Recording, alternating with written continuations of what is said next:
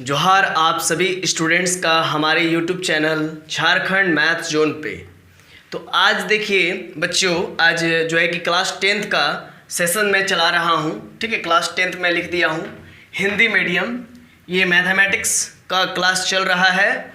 प्रश्नावली 2.2 मतलब एक्सरसाइज 2.2 आप लोगों का चल रहा है। अभी तक मैंने जो है कि 5 लेक्चर्स तक वीडियो अपलोड कर चुका हूं और साथ ही साथ उसका प्लेलिस्ट भी बनाया हुआ हूं।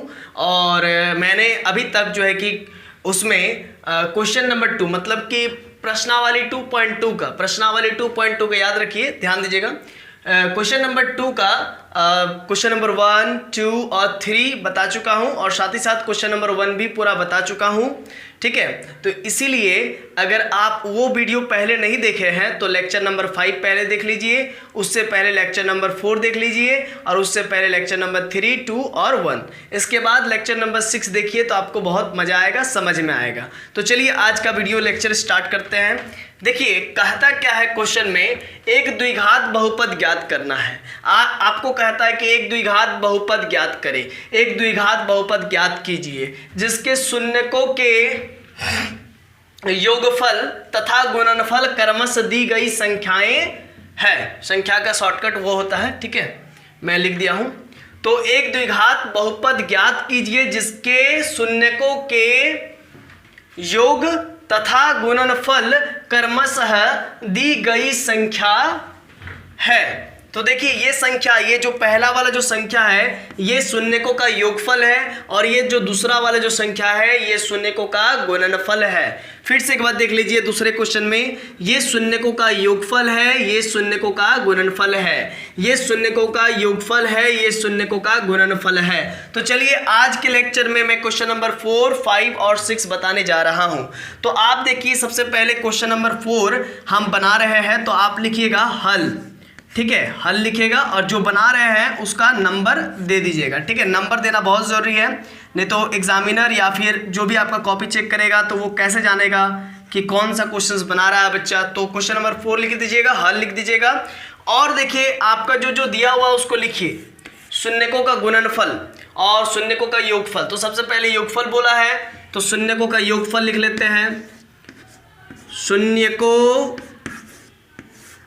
का योगफल, शून्यकों का जो योगफल होता है वो क्या होता है, मैं पिछले वीडियो में मैंने बताया था। शून्यकों का योगफल होता है अल्फा प्लस बीटा। क्या होता है? Alpha plus beta. ये बराबर आपका दिया हुआ है, क्या दिया हुआ है? 1 दिया हुआ है। ठीक है, तो मैं 1 लिख देता हूं और ये क्या है? -b/a होता है। फिर से एक बार समझा देते हैं। शून्यकों का योगफल बोला है तो शून्यकों का योगफल बराबर अल्फा प्लस बीटा होता है। ये अल्फा प्लस बीटा का वैल्यू दिया हुआ 1 शून्यकों का योगफल, और इसका वैल्यू जो होता है शून्यकों का योगफल वो होता -b/a होता है। मैं यहाँ तक लिख दिया हूँ। अब जरा आगे देखिए शून्यकों का गुणनफल, शून्यकों का शून्यकों का गुणनफल, बढ़िया से लिख देता हूं। शून्यकों का गुणनफल क्या होता है? तो अल्फा गुने बीटा बराबर, ये भी आपका क्या दिया हुआ है? तो 1 दिया हुआ है, तो मैं 1 ही लिख देता हूं।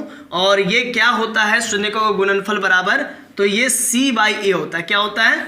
c/a होता है, c/a होता है।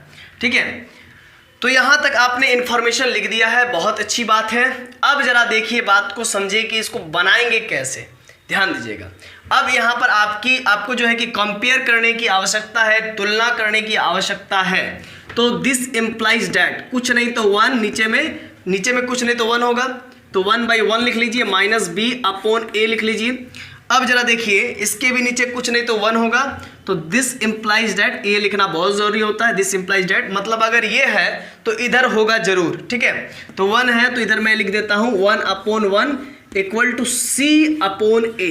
अब जरा कंपेयर करके, तुलना करके बताइए कि a का वैल्यू क्या है। a का वैल्यू 1 है, b का वैल्यू -1 है। देखिए b में माइनस है तो b का वैल्यू -1 हो गया और c का वैल्यू +1 हो गया। तो मैं यहाँ पर लिख देता हूँ, जरा ध्यान दीजिएगा कि है ना, अतः नहीं, अब मेरा जो ए का वैल्यू आ गया है वो क्या आ गया, 1 आ गया है। बी का वैल्यू आ गया है, वो आ गया है -1। बी का वैल्यू आपका क्या आ गया, -1। और देखिए ज़रा बच्चों, सी का वैल्यू आपका कितना आ गया है, सी का वैल्यू आपका आ गया 1। देखिए सी का वैल्यू आपका आ गया 1। तुलना करना सीखिए, ठीक है। तुलना नहीं कीजिएगा तो फिर नहीं बन पाएगा। अब जरा देखिए, हम लोग द्विघात समीकरण लिखेंगे, ठीक है।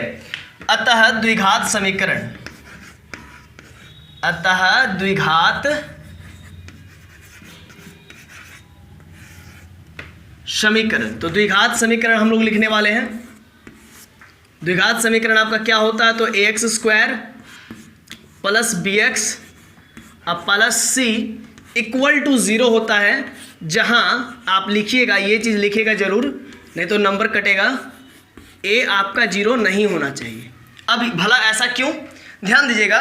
a आपका 0 नहीं होना चाहिए, क्यों? अगर a 0 हो जाएगा तो ये समीकरण द्विघात नहीं रहेगा। देखिए द्विघात का मतलब क्या होता है, इसका घात, इसके ऊपर में जो घात है ये कितना, 2 है, तो इसीलिए इसको हम लोग द्विघात कहते हैं। अगर आप a को 0 कर देते हैं मान लीजिए, तो bx प्लस c रहेगा, और bx plus c equal to 0 रहेगा सिर्फ। तो bx plus c equal to 0 को हम लोग द्विघात नहीं कहते हैं, उसको कहते हैं रेखिक समीकरण। क्या कहते हैं, रेखिक समीकरण। अंग्रेजी मीडियम वाले इसको कहते हैं लीनियर इक्वेशन, है ना। तो इसीलिए आप याद रखिएगा, हमेशा ध्यान दीजिएगा कि a आपका 0 नहीं हो पाए, मतलब a आपका 0 नहीं होना चाहिए हर हालत में, याद रखिएगा। तो अब चलिए हम लोग बात करते हैं इसको इक्वेशन में कैसे कन्वर्ट करें, समीकरण में कैसे कन्वर्ट करें। हम लोग को तो निकालना है द्विघात बहुपद। क्या निकालना, द्विघात बहुपद। अब बहुपद का मतलब क्या होता है, क्या कि एक पद, दो पद, अगर दो पद से अधिक रहे, या फिर हम लोग कह सकते एक पद से अधिक रहे किसी भी समीकरण में, तो उसको बहुपद कहते हैं। चलिए देखते हैं करके, तो समझ में आएगा, ध्यान दीजिएगा। अब a का वैल्यू आपका क्या है, 1 है, तो 1 × x², और b का वैल्यू प्लस दे दीजिए पहले। b का वैल्यू आप कितना आया है, ध्यान दीजिए -1, तो -1 × x और प्लस c का वैल्यू कितना आया है, 1 इक्वल टू 0। अब जरा देखिए, दिस इंप्लाइज दैट, यहां पर आप देयरफॉर लिखिएगा, ठीक है। देयरफॉर लिखना जरूरी यहाँ पर। देयरफॉर ये चीज आ गई है, 1 × x² क्या हो जाएगा, x² प्लस और माइनस माइनस हो जाएगा, 1 × x x हो जाएगा, और प्लस 1 हो जाएगा इक्वल टू 0। अब हम कहेंगे कि इक्वल टू 0 मत लगाइए। क्यों नहीं लगाइएगा, क्योंकि आप अभी शून्यकों का मान नहीं ज्ञात कर रहे हैं। अब आपको शून्यकों का मान ज्ञात नहीं करना है, तो इसीलिए दिस इंप्लाइज दैट डायरेक्ट आप लिखिएगा। देखिए ध्यान दीजिएगा, x² - x + 1। जब आप शून्यकों का मान ज्ञात करेंगे तो उस केस में आप जो है कि इक्वल टू 0 लगाएंगे, ठीक है, अभी नहीं लगाना। तो ये आपका जो है कि द्विघात बहुपद आ गया। अब बहुपद क्यों, देखिए दो घात है, और बहुपद मतलब एक पद, दो पद और तीन पद, इसीलिए बहुपद। एक से अधिक पद रहे, एक से अधिक टर्म्स रहे, a first term, second term, third term, तो फिर हम उसको बहुपद कहते हैं। तो द्विघात बहुपद निकल गया है। तो ये एक जो है कि पहला मेथड है, ये पहला तरीका है जिससे हम आपको बताएं कि बहुपद निकाला जाता है कैसे, द्विघात बहुपद कैसे निकाला जाता है। तो चलिए अब हम लोग दूसरा मेथड पर बात करेंगे कि द्विघात बहुपद निकालने का दूसरा मेथड क्या है।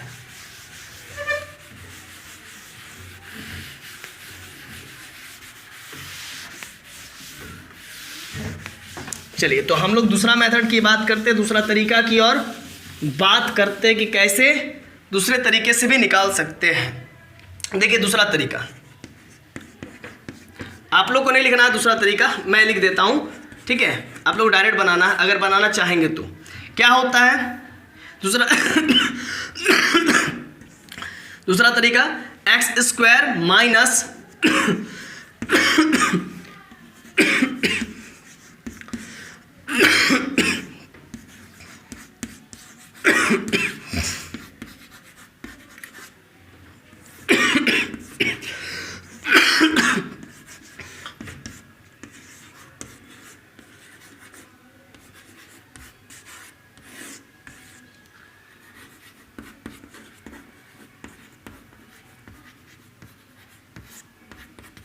देखिए तो दूसरा तरीका क्या है, x² कीजिएगा सिंपली शून्यकों का योगफल गुने x प्लस शून्यकों का गुणनफल बराबर 0। फिर से एक बार समझ लीजिए, एक्स स्क्वायर कीजिएगा माइनस शून्यकों का योगफल कीजिएगा, ठीक है, गुने एक्स प्लस शून्यकों का गुणनफल बराबर 0, ये कीजिएगा। अब जरा देखिए, एक्स स्क्वायर का सिंपली हम एक्स स्क्वायर लिख देंगे, एक्स स्क्वायर का एक्स स्क्वायर लिख देंगे, माइनस शून्यकों का योगफल क्या है, 1 है, तो 1 लिख लीजिए, गुने एक्स प्लस शून्यकों का जो गुणनफल है वो क्या है आपका 1 है, तो 1 लिख लीजिए और बराबर 0 दे दीजिए। तो आपका जो आंसर आया यहाँ पर देयरफॉर लिख लीजिएगा, और this implies date x square minus 1 into x minus x हो जाएगा, 1 प्लस 1 हो जाएगा इधर, इक्वल टू का 0, ठीक है। अब आप 0 हटा दीजिए क्योंकि आप शून्यकों का मान नहीं ज्ञात कर रहे हैं अभी, तो इसीलिए आप डायरेक्ट लिखिए x square minus x plus 1, ठीक है, ये आपका आंसर आ गया। तो देखिए, आप पहले वाला भी आंसर को मिलाइए इसका और अभी वाला भी मिलाइए, दोनों का दोनों जो है कि सेम है।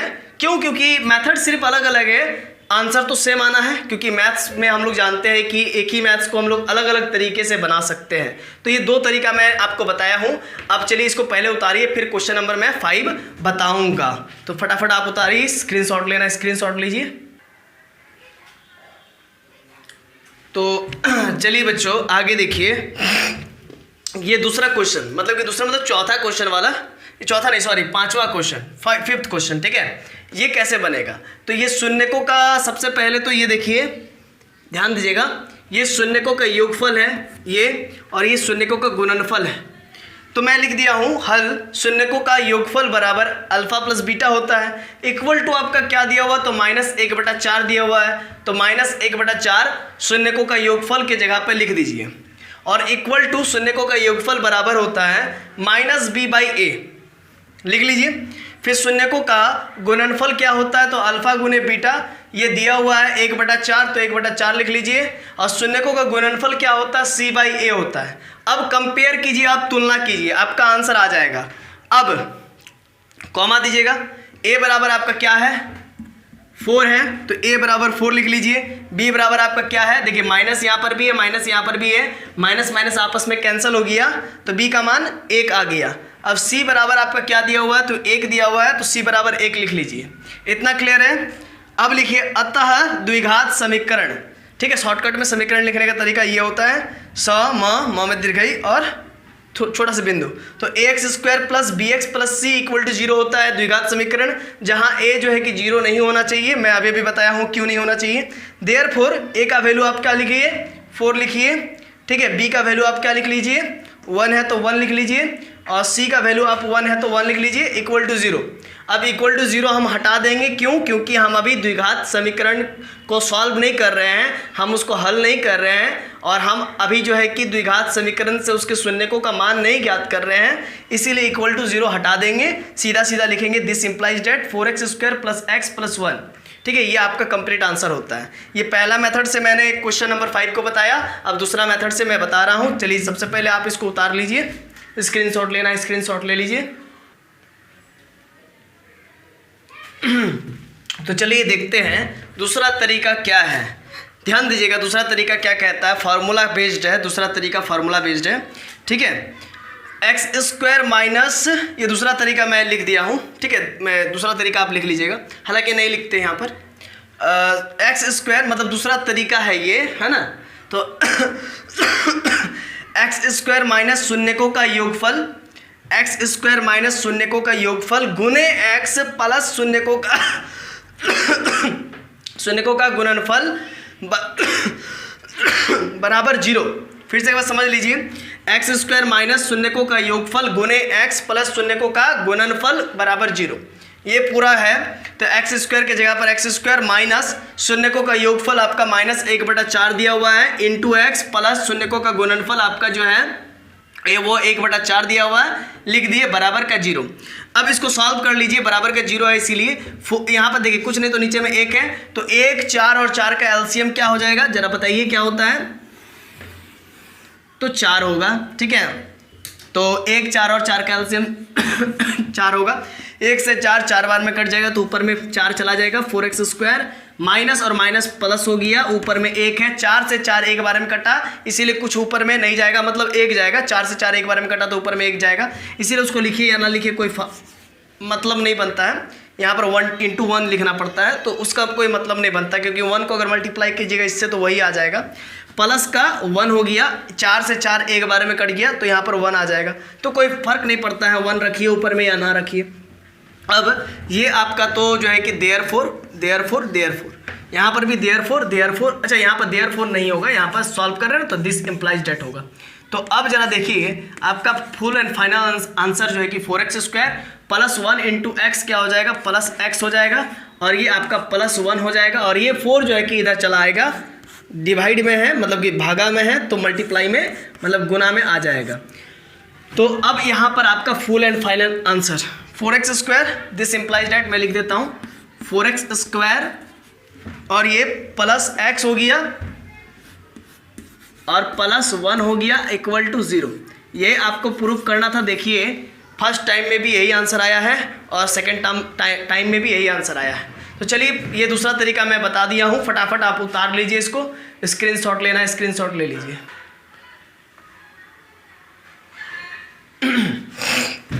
तो चलिए दोस्तों ये छठा क्वेश्चन और अंतिम क्वेश्चन इस एक्सरसाइज का, इसके बाद ये एक्सरसाइज खत्म हो जाएगा, ठीक है। तो ये छठा क्वेश्चन देखिए, हल मैंने लिखा हूँ, शून्यकों का योगफल ये है, शून्यकों का योगफल तो अल्फा प्लस बीटा बराबर 4 है तो लिख दिए, और शून्यकों का योगफल बराबर -b/a होता है, मैंने लिख दिया। और देखिए दूसरा शून्यकों का गुणनफल, ये पहला मेथड से मैं बता रहा हूँ, फिर इसके बाद सेकेंड मेथड भी बताऊँगा।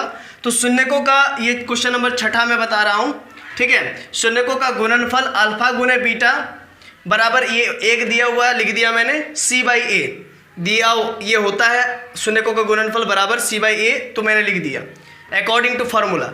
अब देखिए 4 के नीचे कुछ नहीं तो 1 होता है, मैं लिख सकता हूँ 1, और 1 के नीचे कुछ नहीं तो 1 ही लिख सकता हूँ, 0 तो नहीं लिख सकता हूँ ना, क्योंकि 0 लिखूंगा तो फिर वो अनडिफाइंड हो जाएगा। तो अब देखिए कंपेयर कीजिए, तुलना कीजिए, a का मान 1 आ गया, b का मान देखिए यहाँ पर माइनस है तो -4 हो जाएगा, और a का मान फिर से नीचे में 1, देखिए बराबर हो गया, बैलेंस्ड हो गया, प्रूफ हो रहा है, और c का वैल्यू 1 है तो 1 हो गया। तो अब मैं यहाँ पर लिख देता हूँ, अब a का मान 1 आ गया, b का मान -4 आ गया, c का मान 1 आ गया।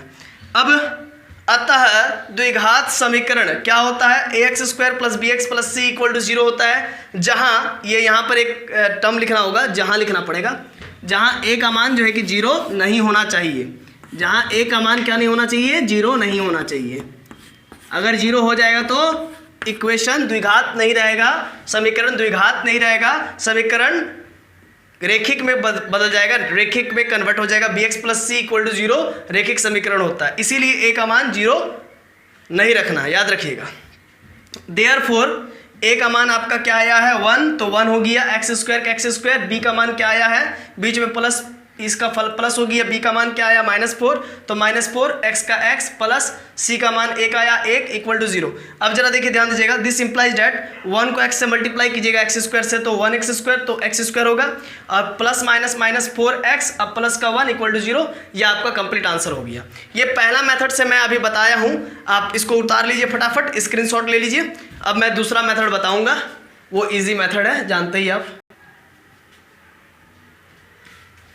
तो चलिए दूसरा मेथड से भी, दूसरा तरीका से भी हम लोग समझ लें कि क्वेश्चन नंबर 6 कैसे बनता है। पहला मेथड से तो मैंने समझा दिया है हल, देखिए पहले लिखिएगा हल लिखिएगा, दूसरा तरीका ये आपको नहीं लिखना है, ये मैं आपको समझाने के लिए लिखा हूँ कि ये दूसरा तरीका है। x² माइनस शून्यकों का योगफल गुना x प्लस शून्यकों का गुणनफल बराबर 0। ये भी एक स्टैंडर्ड मेथड होता है, स्टैंडर्ड फॉर्म होता है द्विघात समीकरण का, ठीक है। क्या होता है कि उनके शून्यकों का गुणनफल बीच में, और इधर x² माइनस शून्यकों का गुणनफल गुना x प्लस शून्यकों का ये योगफल है, मतलब x² माइनस शून्यकों का योगफल गुना x प्लस शून्यकों का गुणनफल बराबर का 0। ये एक स्टैंडर्ड तरीका होता है, स्टैंडर्ड फॉर्म होता है द्विघात समीकरण का एक मानक रूप होता है, मानक तरीका होता है, मानक समीकरण होता है, मानक समीकरण इसको कहते हैं, है ना, द्विघात समीकरण का। तो x देयरफॉर एक्स स्क्वायर की जगह पर एक्स स्क्वायर माइनस शून्यकों का योगफल आपका 4 दिया हुआ, 4 रख दीजिए। ये पहला चीज दिया हुआ, देख लीजिए ऊपर में दिया हुआ है कि एक द्विघात बहुपद ज्ञात कीजिए जिसके शून्यकों के योगफल, तो शून्यकों के योगफल पहला ये होगा, तथा शून्यकों का गुणनफल क्रमशः दी गई संख्याएं है। तो इसको शून्यकों का आप जो है कि योगफल मानिए, इसको शून्यकों का गुणनफल मानिए।